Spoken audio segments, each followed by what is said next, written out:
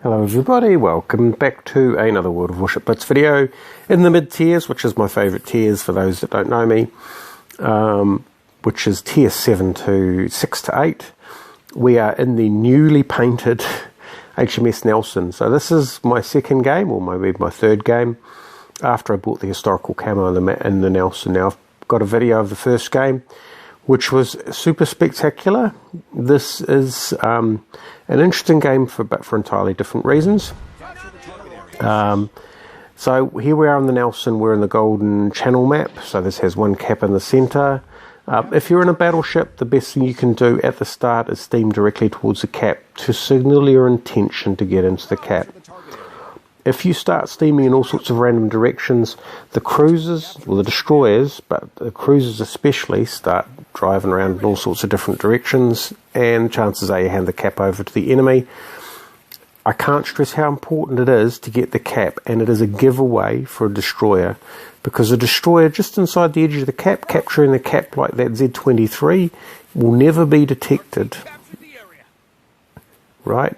So the enemy has to get deep into the cap and to within range of your hopefully advancing battleships before they can do anything about a destroyer on the close edge of the cap. So if you're in a destroyer and you haven't gone for the cap, you're doing your team a disservice. Right, that guy now is about to go behind. Oh, here we go. What's this? Brooklyn. So as you can see, the 4 hits. So I've got much tighter grouping with the historical camo. Here we go, we've got our last gun in. We slow down because basically we get one hit. So yep, there we go. I love shooting at the exposed edge of ships. I just think it's just the best thing ever. Only one hit. So at this point I do need to move. I am moving backwards. There is a danger with, oh look at that, the Brooklyn's moving out again. Oh, he's going to disappear, is he? Oh, that's not my problem. I've got plenty of targets. So I'm keeping the nose of the ship. I mean, there's various stories about the ability to bow tank, such as in the PC game, but I personally don't believe it. But what I do know is that an end-on ship is a very poor target. I just love the way you just tag them with a single shell and they burn. Right, this Brooklyn is going to get, well, I was going to say both barrels, but 5 out of 6 barrels, and I've accidentally left the cap, which is going to have the really undesirable effect of handing it over to the bad guys, which is a bit of a shame. Oh, hello, there's a Mahan here. Oh, I hate it when they move around. Let's just see if we can do something to... 3 hits. 3 hits and a warning. Because when you shoot at destroyers at this range, really what you're trying to do is send them a signal that says no. Of course, if you miss, then you may be sending the signal, well, actually, maybe you should. So basically I'm holding the edge of the map, we've regained it, and all I am doing is just shooting at, well, it's basically shooting fish in a barrel. That Brooklyn looks like, now that Mahan looks like he's making a play to come around the edge. I need to be careful about that. I've finally attracted some fire from the Scharnhorst.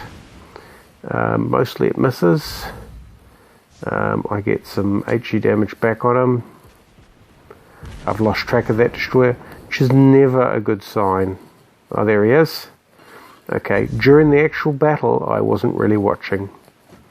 So he's sneaking in. He's trying to deal with, because I'm anchoring this map, right? As long as I stay in this circle, it's quite tricky for them to capture it. Okay, and oh, that looks, yeah, no, he's gone. So at this point, those of you that are watching the mini-map, or indeed not watching the mini-map, will probably be aware that bad stuff happened. Now, one of the bonus effects of the historical camo is a 6% reduction in torpedo damage. So I took a full broadside from Mahan, and I'm down to half health. So because the other thing that I've done with my Nelson is that the equipment on it isn't my usual equipment, because it's not a brawling ship and I don't want to end up trying to do crazy maneuvers. The equipment I have is the turret traverse in the first slot, obviously enough, because the main guns are everything in the ship. The second slot is the deck protection to stop me from burning, because, well, if you burn other people, then chances are they want to burn you back. And the third slot is the torpedo damage reduction. So I think the Nelson has fairly good torpedo damage reduction to start with. It has damage reduction further from the equipment slot, and the historical camo provides more damage reduction, which means that, well, if a destroyer manages to sneak through, as long as I get my main guns on him, all is not wasted. And this Atlanta is doing a good job of being the last surviving cruiser. At this point in the game, 19 seconds, the sea is full. The sea is full of torpedoes. We can see all those torpedoes. He's not seeing them until they get close, although I suspect if his sonar's going, he wants it going now. He's pulling enough maneuvers that I'm not able to predict where he's going to be. And he, well, oddly enough, survives the massive train of ships heading up after him. Anyway, that is the Nelson, pinning the Golden Channel map like a good battleship should. In some respects, having front-mounted guns makes it easier to do that, although it can be a bit of a trial when you get flanked, but obviously we dealt with that. So, yeah, that's a pretty standard sort of a Nelson game, around 50,000 damage. The key thing is to look at the fire damage, because that's usually most impressive. So 8 fires for 42 main battery hits. I think that's about 1 in 6. That's not bad. Anyway, there's the Nelson in all its glory. Thanks for watching. Catch you next time.